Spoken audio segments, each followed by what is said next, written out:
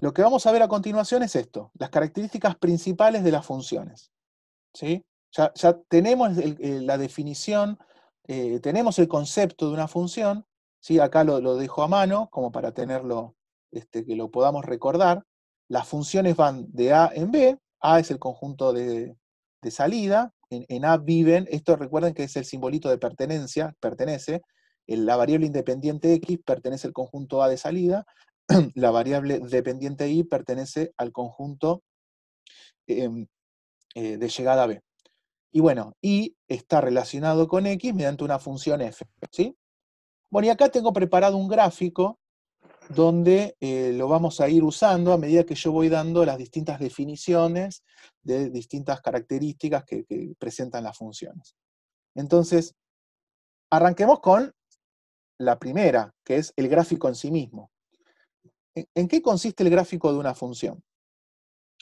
El gráfico de una función f es el conjunto de los pares x, f de x, con x perteneciendo al conjunto de salida. Fíjense que para hacer un gráfico, yo de por sí lo que necesito primero es un plano. En el plano yo ubico una recta horizontal x, que va a ser también conocida como recta de abscisas. Tengo una recta vertical y, que también se conoce como recta de ordenadas. Y este par, x, f de x, ¿sí? Es un punto. Dame la coordenada x, dame la coordenada y lo que tenemos es un punto en el plano. Entonces, por ejemplo acá, si nosotros tenemos el punto A, o perdón, el valor de x igual a A, ¿sí? Y resulta que la función esta, la función evaluada en A me da B, entonces este puntito va a tener como ordenada, o como, bueno, coordenada en Y, el valor B. Entonces este punto AB, decimos que pertenece al gráfico de esta función, acá que estoy mostrando con el punterito. ¿Por qué? Porque f de A es igual a B. F de A es igual a B, entonces al resolver en cierta manera esta ecuación, ¿por qué digo ecuación? Porque hay una igualdad, punto. Entonces cuando tengo dos miembros igualados, digo ecuación.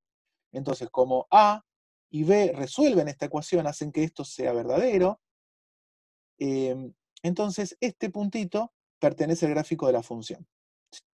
O sea, supongamos, ¿no? Si A es igual a 2 y B es igual a 3, entonces f en 2 es igual a 3. Entonces el punto 2, 3 pertenece al gráfico de esta función. Y todos los puntos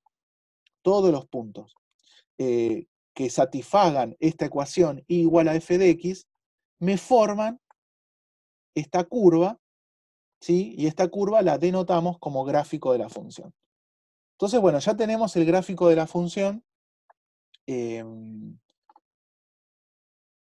presentada, ya la tenemos definida, entonces sigamos avanzando con más definiciones. El dominio. ¿Qué es el dominio de una función?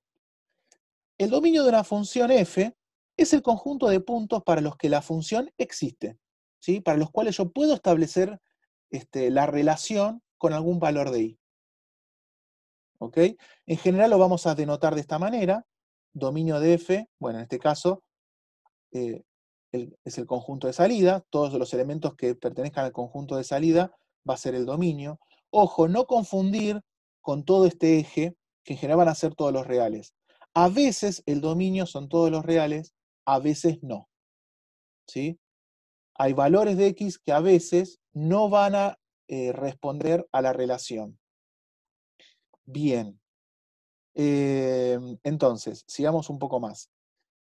Ya tenemos definido el dominio, son todos los valores de x, ¿sí? De este eje x. De ahora en más, cuando yo diga de eje x, va a ser el conjunto de salida. Que bueno, que satisfacen la relación. Que cuando yo miro el gráfico, le corresponde a ese valor de x algún puntito del gráfico. ¿Sí? Bien. Y luego tenemos la imagen. La imagen de una función f es el conjunto de valores que puede tomar la función. ¿Sí? En notación matemática se escribe de la siguiente manera. La imagen de f son los i que pertenecen al conjunto B, son los i que pertenecen al conjunto B. Este simbolito significa tal que existe un elemento x perteneciendo al conjunto A, X perteneciendo al conjunto A, recuerden que el conjunto A era el conjunto de salida, recuerden, ¿no? Vuelvo a insistir, A va a estar viviendo en la recta horizontal o el eje X, y B va a estar viviendo en la recta vertical o el eje Y, ¿sí? Lo más probable es que todo el mundo ya eso lo sepa, pero siempre está bueno aclararlo por si a alguno de ustedes todavía no le queda muy claro eso. Entonces, la imagen dijimos que son los Y que pertenecen al conjunto B, tal que existe un elemento X perteneciente a A, o sea, perteneciente al eje X, con f de X igual a Y. ¿Sí?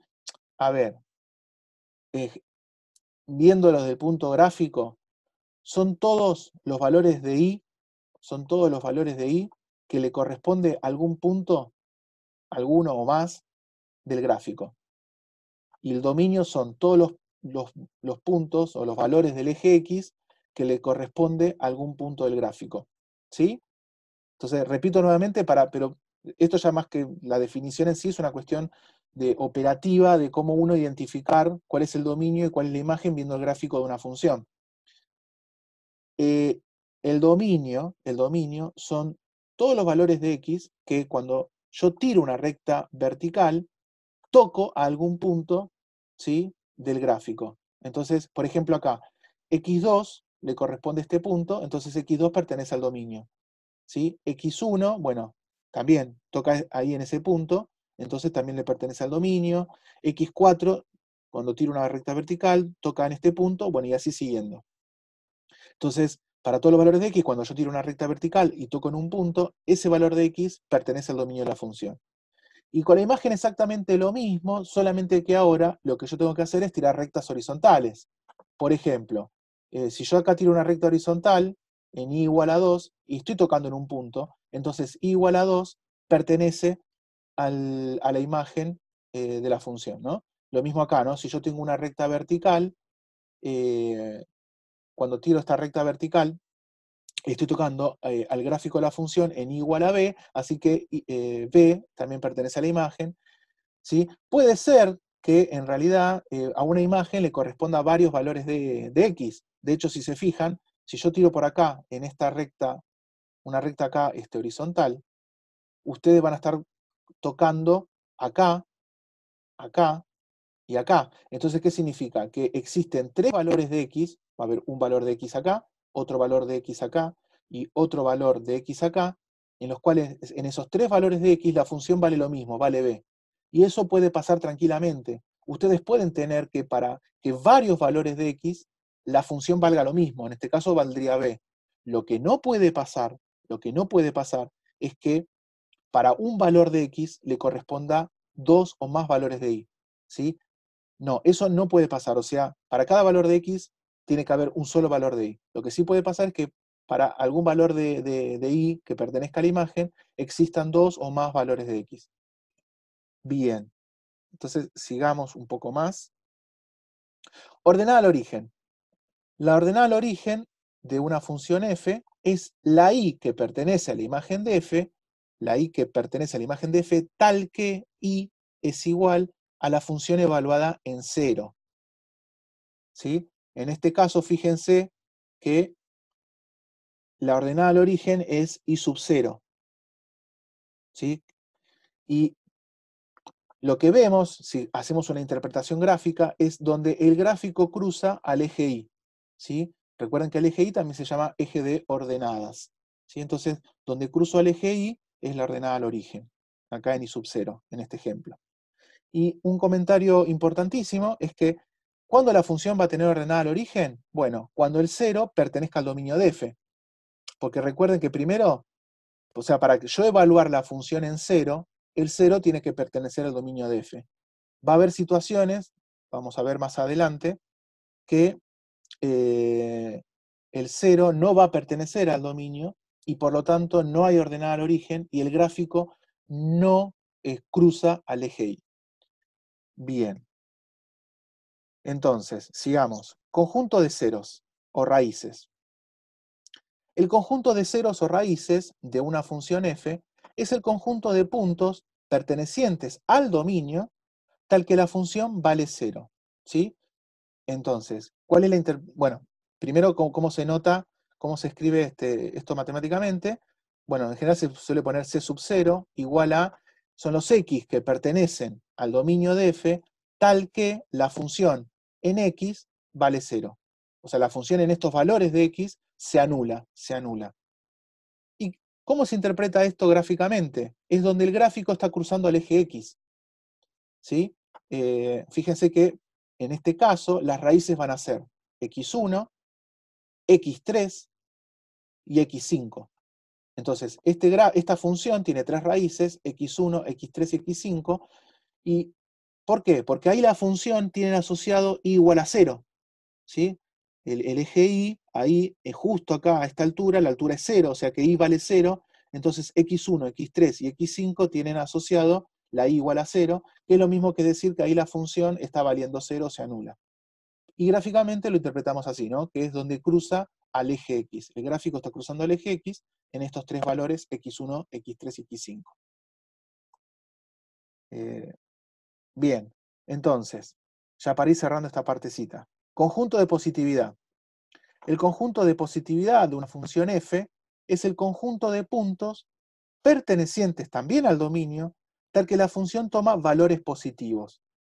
Eso escrito así de manera más compacta, podemos decir que el conjunto de positividad, fíjense que es C sub más, es igual a X perteneciente al dominio de F, tal que, son los X pertenecientes al dominio de F, tal que f de X es mayor a 0, o sea que f de X es positivo. Y eso, gráficamente, significa que el gráfico está por arriba del eje X. ¿Sí? En este caso, fíjense que en el intervalo que va desde x1 hasta x3, en este intervalo abierto, porque x1 y x3 no pertenecen al, perdón, son raíces, ahí la función se anula, entonces en el intervalo abierto que va desde x1 hasta x3, ahí la función es positiva, y desde x5 en adelante, o sea, desde x5 a más infinito, la función también es positiva, y en estos dos intervalos, desde x1 hasta x3, intervalo abierto, y desde x5 abierto a más infinito, el gráfico, si se fijan, está por encima de, el eje X. Bien, conjunto de negatividad. El conjunto de negatividad de una función f es el conjunto de puntos pertenecientes al dominio tal que la función toma valores negativos. Entonces, es muy parecido al caso del conjunto de positividad, pero ahora es al revés, ¿sí? Así de manera más compacta lo vamos a escribir como el C sub n, conjunto de negatividad, van a ser los X que pertenezcan al dominio de f, tal que f de X es menor que 0. ¿Sí? O sea, que f de X, el resultado va a ser ahora un número negativo. Y eso, gráficamente, ¿cómo se traduce? El gráfico se encuentra por debajo del eje X. Entonces, si se fijan, por ejemplo, en este caso, volviendo siempre a este ejemplo que tenemos en este gráfico, el gráfico va a estar por debajo del eje X, o sea, ahí va a tomar valores negativos, desde menos infinito hasta x1, con paréntesis, unión, ¿sí? Porque se puede unir acá, el intervalo que va desde x3 hasta x5. También abierto, ¿por qué? Porque en x3, x5 y x1, ahí la función no es ni positiva ni negativa, ahí la función vale 0. Entonces repito, desde menos infinito hasta x1 abierto, y desde x3 hasta x5 abierto, ¿sí? El gráfico de la función está por debajo del eje X, entonces ahí la función toma valores negativos. Bien, esta parte es importante, quizás al principio cueste un poquito entender la definición, pero van a ver que tampoco es demasiado complicado. Intervalo de crecimiento. Un intervalo i incluido o igual en el conjunto A, recuerden que el conjunto A terminaba siendo nuestro dominio, ¿no? O sea que acá pueden leerlo como que es el dominio. Es un intervalo de crecimiento de una función f si para todo par de puntos A y B pertenecientes al conjunto bueno, perdón, acá, conjunto no, sería intervalo, al intervalo I, si A es menor a B, entonces la función evaluada en A tiene que ser menor o igual a la función evaluada en B. ¿Y qué significa eso? A ver, miren acá. Ustedes de manera intuitiva pueden ver que acá con el puntero donde yo estoy señalando, la función todo el mundo ve que es creciente.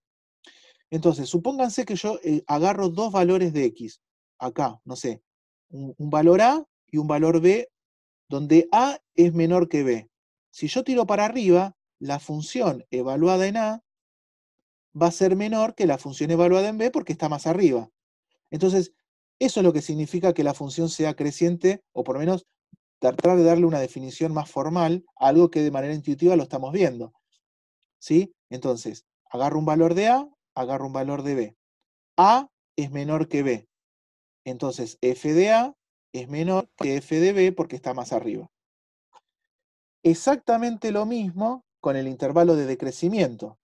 Un intervalo I incluido o igual en el conjunto A, recuerden que el conjunto A era ya el dominio, es un intervalo de decrecimiento de una función f si para todo par de puntos A y B pertenecientes al conjunto I, bueno, recuerden que acá tendría que haber puesto intervalo I, si A es menor que B, entonces ahora f de A es mayor o igual a f de B.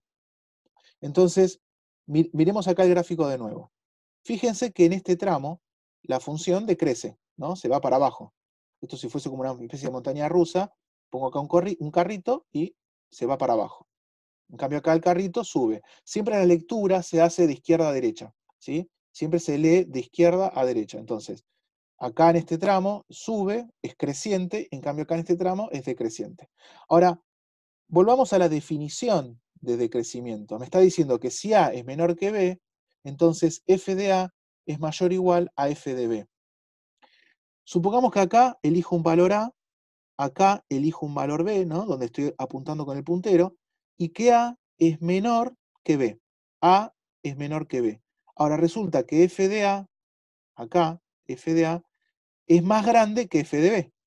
Es decir, a medida que aumenta el valor de X, disminuye el valor de Y. Eso es lo que me está diciendo básicamente acá.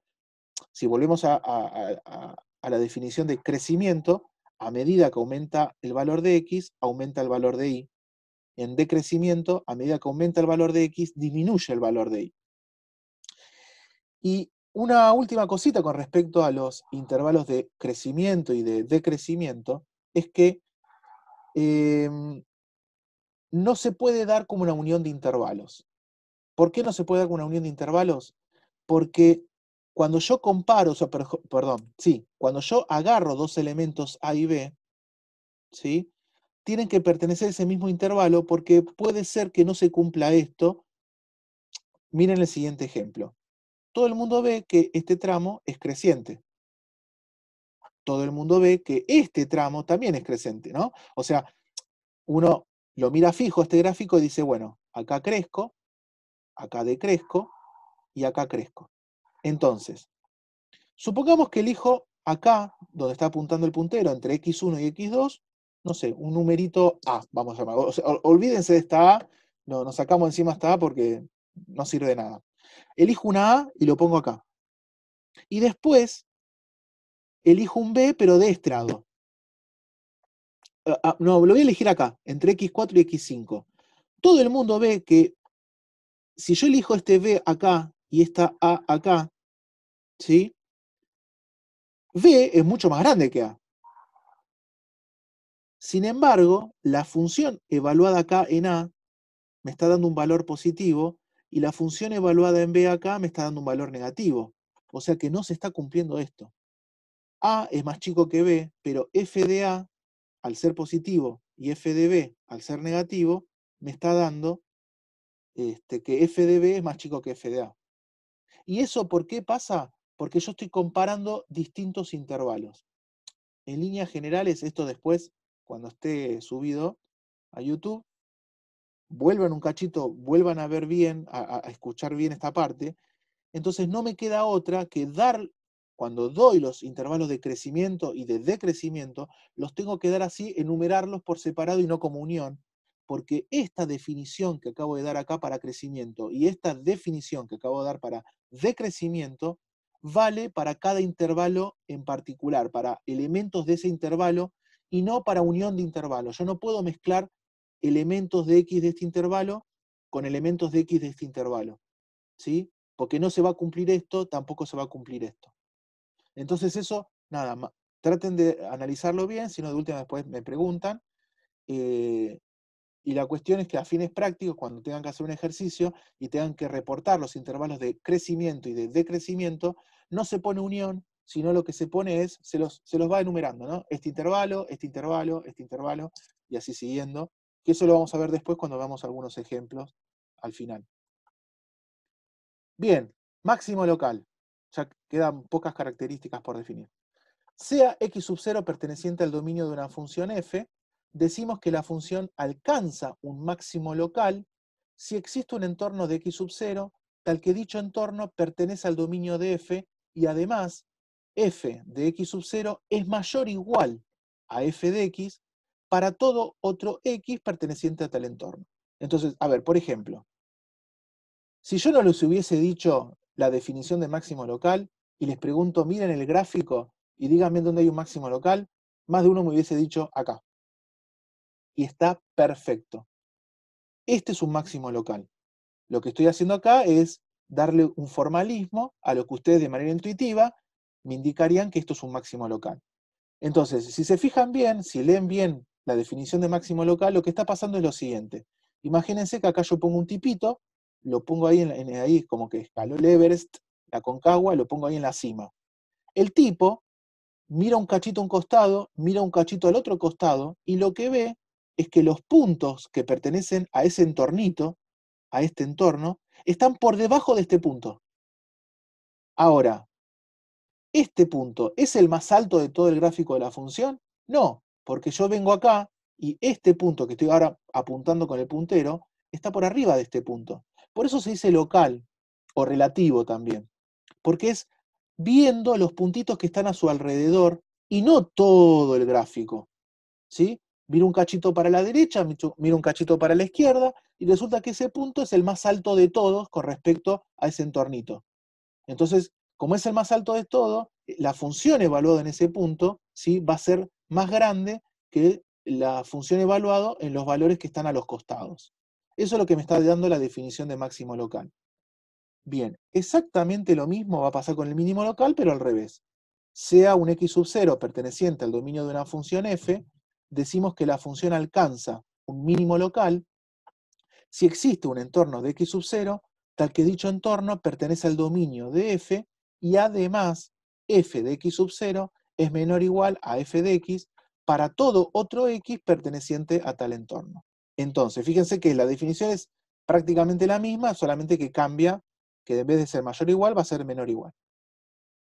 Nuevamente, yo les pregunto a ustedes miran toda esta función, el gráfico de la función, ¿van a ubicar en algún lado un mínimo local? Y sí, lo van a ubicar acá. Acá hay un mínimo local, ¿sí? En x sub 4 tengo un mínimo local y ahí la función vale y sub 4. Bueno, la misma historia. Si yo me paro acá, lo que estoy es como una especie de depresión, en una especie de valle, ¿sí? Que al mirar a un costadito y al otro, lo que estoy viendo es que la función ahí, a los costados es más grande que justo donde estoy pisando, que es, ahí la función más bajo posible es vale y sub 4, ¿sí? Para un costadito, para el otro costadito, las funciones valen un poco más. Ahora, ¿esto es lo más bajo lo más bajo que puede valer la función? No, porque si se fijan por acá, la función puede tener valores más bajos, ¿sí? O sea, puede valer menos que i sub 4, pero en este entorno, la función llega a un mínimo, ¿sí? Porque los puntos alrededor están por arriba de este punto que es el mínimo local. ¿Tá? Entonces, de esta manera definimos un máximo local y un mínimo local. Una vez definido el máximo y mínimo local, que también se pueden llamar máximo y mínimos relativos, y bueno, y máximo y mínimo en general, a lo que es máximo y mínimo se le llama extremos. Cuando uno dice un extremo puede referirse tanto a un máximo como a un mínimo. Lo que vamos a hacer ahora es definir el máximo absoluto y después el mínimo absoluto. El máximo absoluto es, sea x sub 0 perteneciente al dominio de una función f, decimos que la función alcanza un máximo absoluto si la función en x sub 0 es mayor o igual a f de x para todo otro x perteneciente al dominio de f, no para un entorno, para todo el dominio. O sea, ahora miro todo el gráfico y me fijo si ahí la función llegó lo más bajo posible. Bueno, en este caso no tenemos lo más bajo no, lo más alto, porque estamos hablando de un máximo absoluto, perdón. No tenemos un máximo absoluto. ¿Por qué? Porque si bien acá alcanzo un máximo local, cuando yo me voy bien para arriba, esto se está yendo a más infinito. Entonces, significa que nunca llega a un techo. No tiene techo esta función. Es como que no tiene techo. Bueno, la misma historia si tenemos un mínimo absoluto. Sea x sub 0 perteneciente al dominio de una función f, decimos que la función alcanza un mínimo absoluto si f de x sub 0 es menor o igual a f de x para todo otro x perteneciente al dominio de f. Entonces, en este caso, tampoco tenemos un mínimo absoluto porque no hay ningún punto que esté o sea, que el gráfico esté por arriba de ese punto, ¿sí? Acá, si bien tenemos un mínimo local, fíjense que de acá para abajo, todos estos puntos del gráfico de la función están por debajo de este punto. O sea que hay valores que toma la función que están por debajo de este mínimo local. Entonces este mínimo local no es un mínimo absoluto. Fíjense cómo podemos tener tranquilamente máximos y mínimos locales y no necesariamente eso van a ser máximos y mínimos absolutos. De hecho, esta función, este gráfico de función, no tiene ni máximo ni mínimo absoluto. Tiene máximos y mínimos locales, pero no absolutos. Entonces con esto doy por finalizado la parte de lo que es características principales de las funciones.